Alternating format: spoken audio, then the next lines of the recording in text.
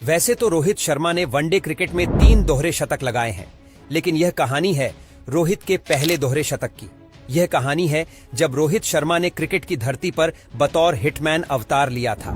उस दिन हिटमैन ने ऐसी विशाल पारी को अंजाम दिया था जो रोहित के लिए यादगार और दुनिया के लिए मिसाल बन गई थी, जिसकी कल्पना करना कंगारुओं से भी परे था। साल 2013 का ये वही दौर था जब भारत की त्रिमूर्ति सामने वाली टीम का विनाश कर देती थी। ऐसे में ऑस्ट्रेलियाई टीम भारत के दौरे पर आई, जिसमें 7 मैचों की वनडे सीरीज खेला जाना था और ऑस्ट्रेलियाई टीम के पास भारतीय टीम को भारत में उनके लोगों के सामने हराने का सुनहरा मौका था, क्योंकि भारत दुनिया की एक ऐसी इकलौती टीम थी जो कंगारुओं की बादशाहत को खत्म कर रही थी। तो इस कहानी की शुरुआत एकदम शुरू से करते हैं। 13 अक्टूबर 2013 इस दिन एक ऐसी सीरीज की शुरुआत हुई जैसी सीरीज ना तो इससे पहले हुई थी और ना ही ईसा के बाद कभी खेली गई, क्योंकि 7 मैचों में से 2 मैच बारिश के कारण रद्द हो चुके थे और बावजूद इसके केवल 5 मैचों में ही 3000 से भी ज्यादा रन बन चुके थे।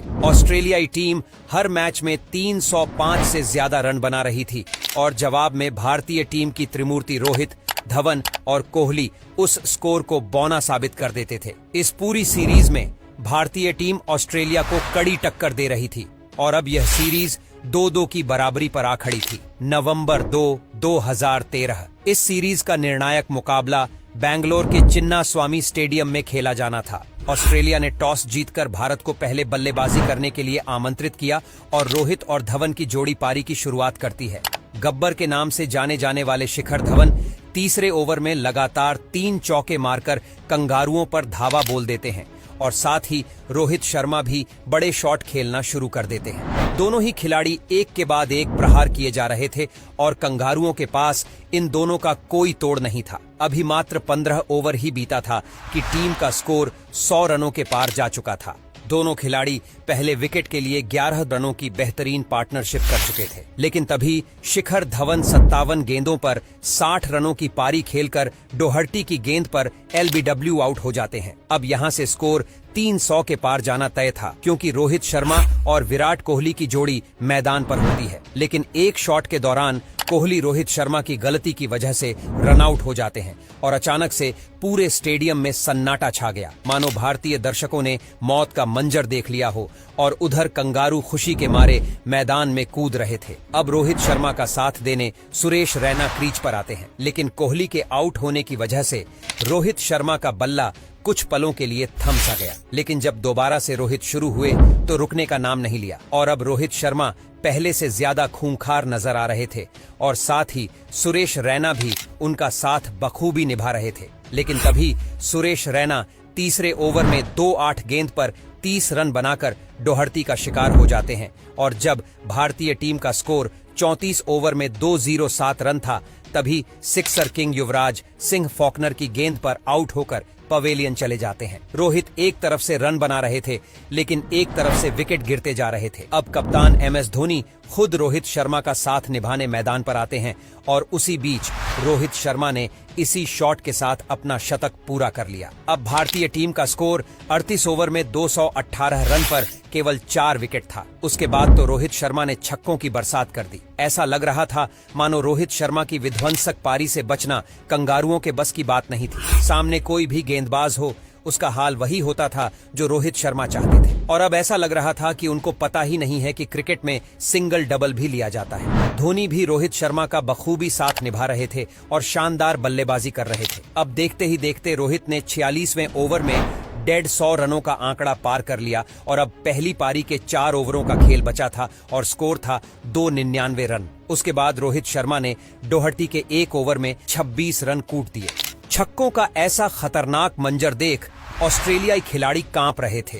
रोहित शर्मा प्रलय लेकर आए थे, जिसे रोकना अब किसी के बस की बात नहीं थी। अब यहां से हर ओवर में लगभग 20 रन आ रहे थे। तभी 50वें ओवर की पहली गेंद पर रोहित शर्मा ने शानदार छक्का जड़ अपने करियर का पहला दोहरा शतक लगा दिया। इस बात का जश्न रोहित से ज्यादा कोहली मना रहे थे, क्योंकि यहाँ एक शतक रोहित शर्मा का था तो वहीं दूसरा शतक कोहली का था। रोहित के लिए यह पारी सबसे खास थी, क्योंकि एक निर्णायक मुकाबले में आई थी।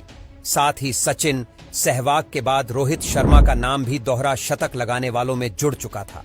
उसके बाद तो रोहित शर्मा के 209 रन और धोनी के 65 रनों की तूफानी पारी की मदद से भारतीय टीम ने कंगारुओं को सामने 383 रनों का पहाड़ जैसा टारगेट सेट किया। यह टारगेट तो बहुत बड़ा नहीं था, लेकिन सामने थी ऑस्ट्रेलिया, जो तब तक हार नहीं मानती थी जब तक मैच की आखिरी गेंद फेंकी जाए। अब कंगारुओं को यह मैच जीतने के लिए और सीरीज जीतने के लिए 384 रनों की जरूरत होती है और ऑस्ट्रेलियाई टीम मैदान पर आती है। हालांकि 7 रनों के स्कोर पर मोहम्मद शमी ने एरन फिंच को आउट कर दिया और कंगारुओं को पहला झटका बहुत ही जल्दी दे दिया। उसके बाद फील ह्यूज ने पारी को संभाला और स्कोर को तेजी से 50 रनों के पार पहुंचा दिया, लेकिन तभी अश्विन ने यूथ को युवराज के हाथों कैच करा दिया। अब कप्तान जॉर्ज बेली मैदान पर आते हैं और बेली ने अभी मात्र 4 रन ही बनाए थे कि धोनी के मास्टरमाइंड की वजह से वह रन आउट हो जाते हैं। कंगारू इस झटके से उबर पाते हैं कि अगले ओवर में अश्विन ने हेड इन को बोल्ड कर दिया। अब ऑस्ट्रेलियाई टीम का स्कोर 7 ओवर में 74 रनों पर 4 विकेट हो चुका था और सामने टारगेट था 384 रनों का। और अब यहां से लग रहा था कि ऑस्ट्रेलियाई टीम यह मैच यहीं पर हार गई है, लेकिन यह तूफान के आने के पहले की शांति थी। अब मैदान पर आते हैं ग्लेन मैक्सवेल और उनके साथ आती है आंधी। मैक्सवेल मैदान के चारों तरफ चौकों और छक्कों की बरसात कर देते हैं और देखते ही देखते मात्र 18 गेंदों पर अपना 50 पूरा कर देते हैं। लेकिन 132 के स्कोर पर शमी ने वॉक्स को बोल्ड मार आधी टीम को पवेलियन भेज दिया था। लेकिन खतरा अभी टला नहीं था, क्योंकि ग्लेन मैक्सवेल की मार भारत को हार का मुंह दिखा सकती थी। लेकिन अगले ही ओवर में विनय कुमार ने जडेजा के हाथों मैक्सवेल को कैच आउट करा दिया। अब